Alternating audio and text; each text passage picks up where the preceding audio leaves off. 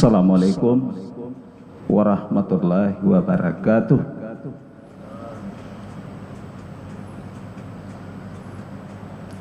Alhamdulillahillazi khalaqas samawati wal ard wa ja'ala zulumati wan nur summal ladzina kafaru rabbihim ya'dilun.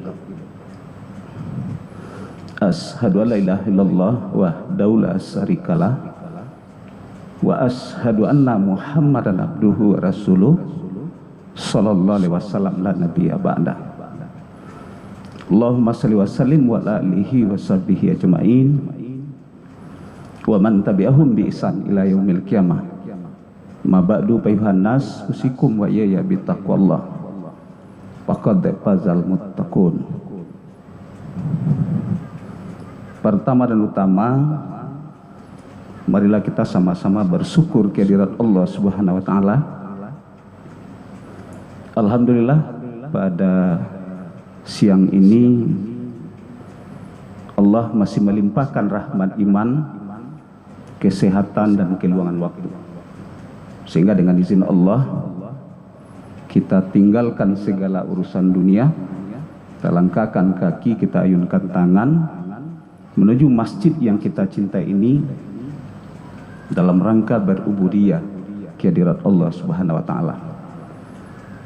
Selanjutnya salat dan salam kita doakan kepada Allah agar disampaikan kepada junjungan kita Nabi besar Muhammad sallallahu alaihi wasallam. Allahumma shalli ala Muhammad wa ala ali Muhammad.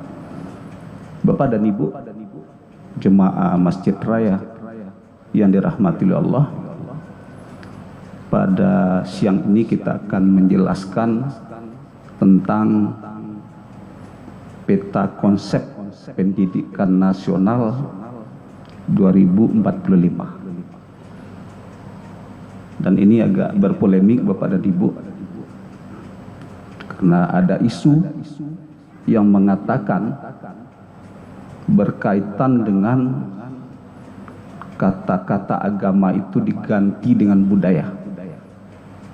Dan saya sebagai salah seorang di Majelis Ulama Sumatera Barat yang membidangi pendidikan, saya dikirim SMS oleh Ketua MUI Buya Gus Rizal Gazahar berkaitan dengan itu. Maka dalam hal itu Bapak dan Ibu yang saya hormati, yang perlu kita sikapi, yang perlu kita perhatikan di dalam peta konsep pendidikan itu ada dua hal. Yang pertama berkaitan dengan infrastruktur. Infrastruktur itu berkaitan dengan gedung sekolah, bangunan sekolah dan segala macam. Yang kedua itu berkaitan dengan sumber daya manusia, SDM.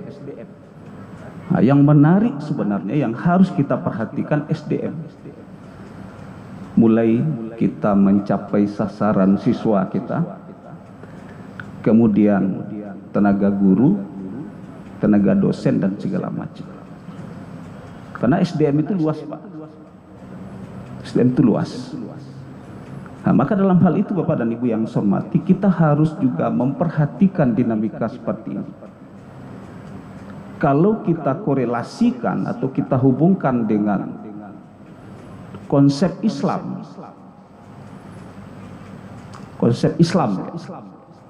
pendidikan yang utama itu adalah pendidikan keimanan. Bisa kita melihat firman Allah di dalam surat An-Nisa ayat 9 itu. A'udzubillahi minasyaitonirrajim wal yahsal ladzina law taraku min khalfihim zuriatan di apa?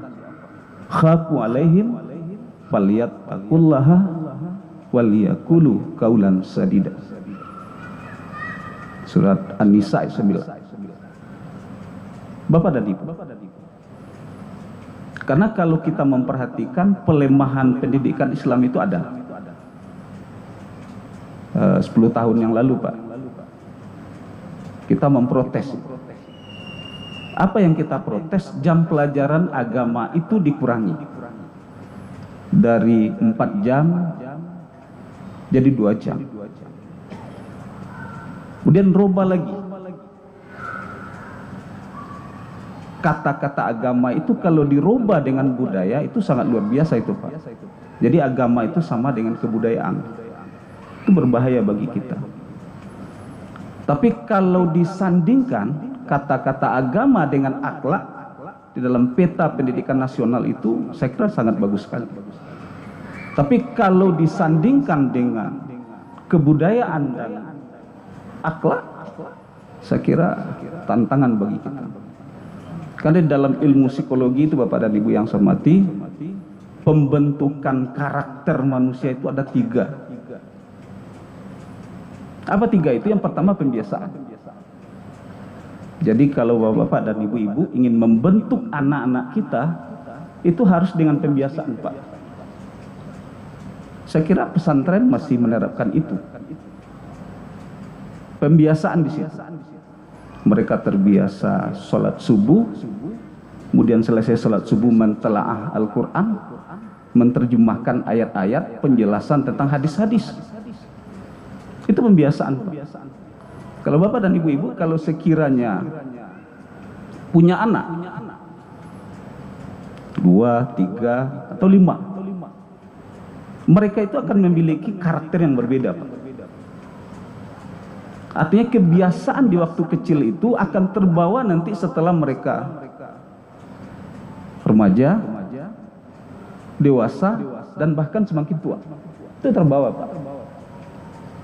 Itu yang pertama. Yang kedua, pembentukan perilaku yang kedua itu dalam kajian psikologi itu adalah insight. Insight itu penjelasan. Kita perlu memberikan penjelasan kepada anak-anak dan generasi kita. Mungkin ingat bagi kita Bapak dan Ibu, masih kita di Buayan, itu orang tua kita mensosialisasikan, atau bahasa lainnya memberikan pengetahuan, atau memberikan kognitif pada kita. Apa yang diberikan? Wahai anakku yang tercinta, cepat besar, jangan berperilaku seperti orang Yahudi. Itu pengetahuan. Kognitif namanya, pengetahuan. Berproses dan kembang terus Bapak dan Saudara. Nanti di sekolah umum, di sekolah formal, SLTA, perguruan tinggi diperkuat itu Pak. Sekarang kita kan tahu Bapak dan Ibu yang saya hormati, di Gaza itu Israel itu sudah bukan 5 tahun, 10 tahun Pak, sudah hampir 75 tahun mereka menundukkan Gaza itu yang kotanya kecil Pak. Gaza itu kotanya cuma sebesar kota Surabaya, terbesar dengan kota Padang, 40 kali 40 km. Tapi dibombardir itu Pak oleh Israel, dibantu oleh sekutu-sekutu. Tapi kenapa tidak juga roboh, tidak juga runtuh, sampai sekarang masih bertahan Pak. Kenapa di situ yang ada itu adalah kekuatan imannya di situ. Maka Syekh Tantawi Johari itu dalam kitabnya Nizamul Alam wal Umam mengatakan Islam itu kuat dari imannya itu Pak. Dan itu harus lewat pendidikan Pak. Tidak bisa seperti membalikkan telapak tangan, tapi harus dengan pendidikan. Harus dari kecil itu.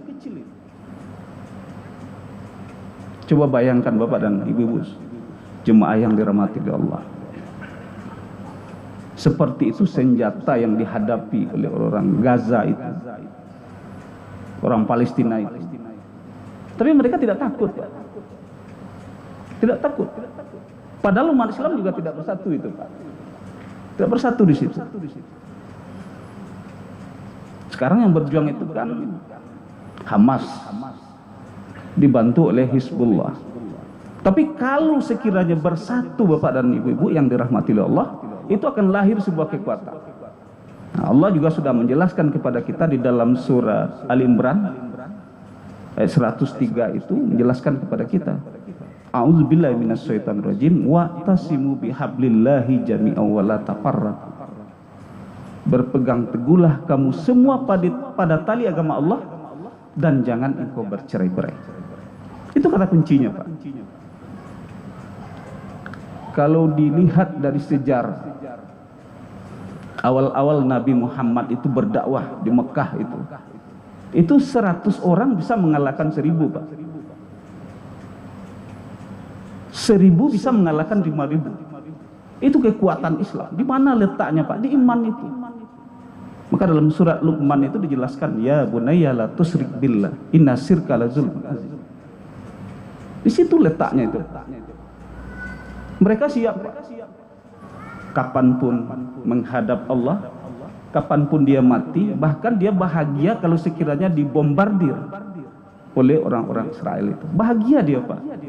Kita ditanya, siap tidak mati? Belum siap. Rata-rata kita belum siap.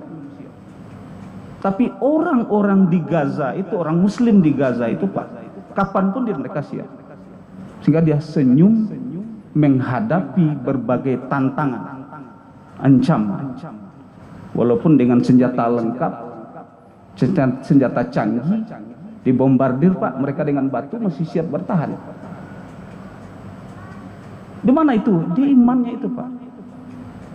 Bapak dan Ibu jemaah zuhur yang dirahmati Allah, maka di dalam kajian zuhur ini perlu kita ingatkan dan perlu kita sampaikan, apa target peta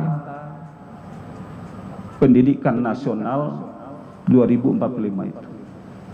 Itu harus jelas, Pak, supaya tidak berubah lagi. Kurikulum sekali 5 tahun diganti, sekali 10 tahun diganti, ganti presiden ganti kurikulumnya, ganti menteri ganti kurikulumnya, sehingga bingung, Pak. Tapi kalau sudah punya konsep dan punya arah yang jelas, saya rasa itu bisa lebih baik dan lebih bagus. Maka untuk itu, Bapak dan Ibu-ibu jemaah zuhur yang dirahmati Allah, kesimpulannya adalah peta konsep pendidikan nasional 2045 itu ya tentu sebagai pertimbangan bagi kita untuk menyiapkan generasi-generasi dan anak-anak kita di masa yang akan datang. Apa yang harus kita siapkan? Saya sepakat dengan Syekh Tantowi Johari. Apa itu sepakat? Kekuatan imannya itu yang harus kita siapkan. Kekuatan keyakinannya itu, Pak. Kalau kita yakin dan memiliki iman yang kuat dan kokoh serta tangguh, berbagai tantangan kehidupan yang terjadi pada saat ini bisa kita hadapi. Keyakinan kita umat Islam itu kalau bersatu melahirkan sebuah kekuatan. Itu dimulai juga dari pendidikan, Pak. Mulai dari pendidikan. Tapi kalau tidak kita mulai dari pendidikan, kita agak khawatir bagaimana generasi kita, anak-anak, pemuda-pemuda kita di masa yang akan datang. Saya kira itu penekanan pada kesempatan ini adalah mari kita siapkan generasi dan anak-anak kita berkaitan dengan pendidikan iman yang akan melahirkan ukhuwah Islamiyah antar sesama kita. Assalamualaikum warahmatullahi wabarakatuh. Allahu Akbar, Allahu Akbar. Asyhadu an la ilaha illallah. Asyhadu anna Muhammadar Rasulullah. Hayya 'alas salati, hayya 'alal falah. Qad qamatis salat, قد قامت الصلاة. الله أكبر، الله أكبر. لا